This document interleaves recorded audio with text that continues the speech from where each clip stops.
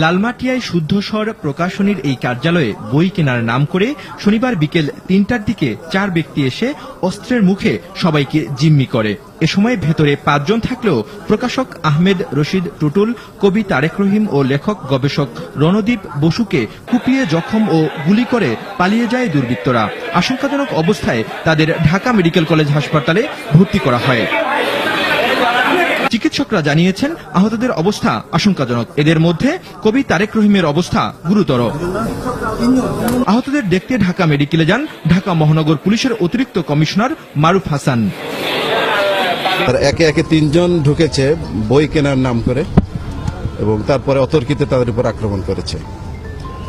তদন্ত চলছে। আমরা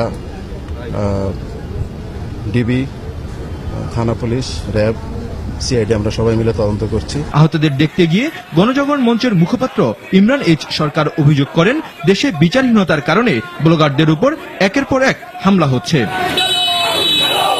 বারবারই এটাকে একদিকে চাপিয়ে দিয়ে এই হত্যাকাণ্ডকে নানাভাবে উৎসাহিত করা হচ্ছে আপনারা দেখেছেন, এবং সরকারের এই হত্যাকাণ্ডগুলোকে নানাভাবে ধামা চাপা দেওয়ার যে অপচেষ্টা, সেই অপচেষ্টা কিন্তু এই হত্যাকারীদেরকে উৎসাহিত করেছে এবং এর ফলে এই হত্যাকারীরা সবসময় নির্বিঘ্ন থেকেছে। তাদের কোনো টিকিট পর্যন্ত কিন্তু আইন শৃঙ্খলা বাহিনী খুঁজে পায়।